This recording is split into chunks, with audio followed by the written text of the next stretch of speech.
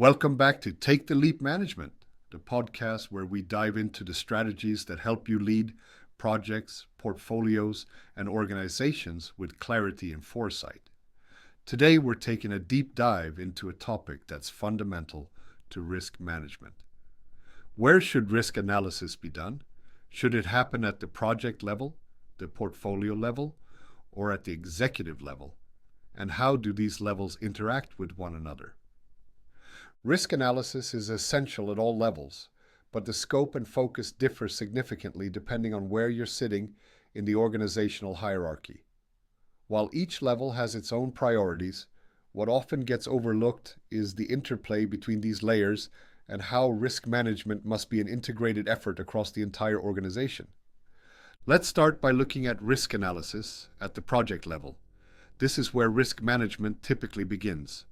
At this level, the focus is on operational risks, those that directly affect the delivery of the project. When we think of project-level risk analysis, it's often about looking at timeline risks, budget overruns, resource shortages, or technical challenges that could slow down or derail the project.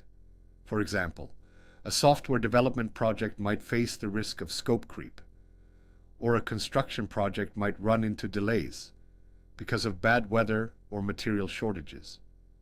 At the project level, the risk identification process usually involves team-level brainstorming, historical data analysis, and using tools like risk registers or risk matrices to plot out the likelihood and impact of risks. The aim is to stay granular and proactive. Managers are constantly scanning for risks that could impact the specific goals of that project. However, while this level of detail is essential, it has its limitations. Focusing purely on the project level means you might be blind to larger systemic risks or risks in other projects that could affect your work. For example, while your team is focused on avoiding a budget overrun, you might not realize that a key resource could be pulled away for a higher priority project, jeopardizing your timeline. Now, this is where portfolio-level risk analysis becomes crucial. At the portfolio level, we're looking at a broader set of risks that affect multiple projects simultaneously. Portfolio risk analysis is about managing resource allocation, balancing priorities, and understanding the interdependencies between projects. The goal here isn't just to manage risks in isolation, but to assess how risks in one project could cascade across other projects within the portfolio. Let's take an example. Imagine you're managing a portfolio of IT projects. One project is facing delays because a vendor isn't delivering on time. If you're only looking at this from a project perspective, you might simply push back the deadlines or allocate more resources. But from a portfolio perspective, that vendor delay could mean you'll need to shift resources from another project to keep things moving. In doing so, you create a ripple effect across the portfolio. One project's problem becomes everyone's problem, affecting budgets, timelines, and even overall portfolio success. At this level, risk analysis tools like scenario planning and Monte Carlo simulations can help you model these interdependencies. Portfolio-level risk managers aren't just reacting to risks.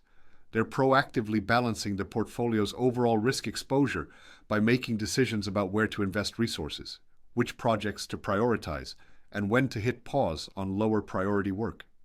However, while portfolio-level risk analysis gives you a big picture view, it still has its limitations because the risks you're managing are often internal to the portfolio itself.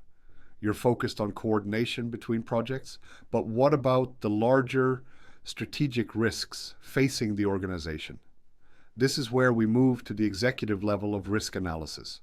At the executive level, risk analysis is less about individual projects or even portfolios and more about the strategic risks that could affect the entire organization. Executives are concerned with macro-level risks like market volatility, regulatory changes, competitive pressures, and geopolitical factors. These are the kinds of risks that could affect multiple portfolios, departments, or even the entire company. For example, consider a company looking to expand into a new international market. At the executive level, Risk analysis would involve looking at currency fluctuations, local regulations, and political stability, risks that span far beyond a single portfolio or project. Executives also need to think about long-term sustainability and reputation management. If a strategic decision is made without properly analyzing the risks, it could expose the entire organization to financial losses, legal liabilities, or even damage to brand reputation. But here's where things get really interesting: the interplay between these levels. Risk analysis at each level, project, portfolio, and executive, shouldn't happen in isolation. In fact, they depend on one another to provide a full picture of the organization's risk landscape. Let's start with how project-level risks feed up into the portfolio and executive levels. If a project manager identifies a risk that a key technology won't be delivered on time, that's crucial information that needs to be communicated up the chain. Why? Because at the portfolio level, this delay could impact other projects that depend on the same technology. And at the executive level, a delay in technology delivery could mean missing key strategic milestones, such as a product launch that ties into the company's long-term growth strategy. In this way, project-level risk analysis becomes a critical input into portfolio-level decisions. Portfolio managers need to know what risks their projects are facing in order to allocate resources effectively and adjust timelines where needed. In turn, portfolio managers take this data and feed it into the executive decision-making process, where leaders are weighing portfolio risks against broader strategic risks like market shifts or emerging competition. The alignment between these levels ensures that decisions are informed by risks at all levels of the organization. Conversely, strategic risks identified at the executive level need to be communicated downward so that they are factored into project and portfolio risk management. Let's say the executive team is aware of potential regulatory changes that could impact compliance requirements across several portfolios. If that information doesn't filter down to project managers, they might not build compliance checks into their risk mitigation strategies, leaving the company exposed to fines or legal challenges. It's essential that the strategic risks at the executive level are taken seriously at the project level, where they can be translated into actionable risk mitigation plans. One of the greatest challenges in risk management is ensuring this two-way flow of information between levels. If risk analysis remains siloed at any one level, it limits the organization's ability to respond effectively. For instance, if project-level risk analysis is thorough but portfolio managers aren't engaged, you'll end up with well-managed projects but a disjointed portfolio. Similarly, if executives are monitoring market risks but aren't receiving up-to-date risk information from the portfolios, their decisions may be out of sync with the actual risks on the ground. The key to making this interplay work is ensuring that risk analysis is an integrated process across all levels of the organization. This requires establishing clear channels of communication so that risks identified at the project level are escalated as necessary, and strategic risks at the executive level are cascaded down to influence project planning. Regular risk review meetings between project managers, portfolio managers, and executives can help ensure that everyone is on the same page. To summarize, where should risk analysis be done? The answer is everywhere. At the project level, it's about staying on top of the immediate risks that affect specific deliverables. At the portfolio level, it's about understanding how risks interrelate and affect resource allocation, timelines, and priorities. And at the executive level, it's about aligning risk management with the organization's long-term strategic goals and external threats.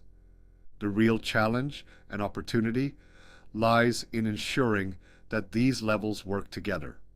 When project, portfolio, and executive risk analyses are integrated, you create a comprehensive risk management framework that not only mitigates risks, but helps the organization thrive in a complex, unpredictable environment.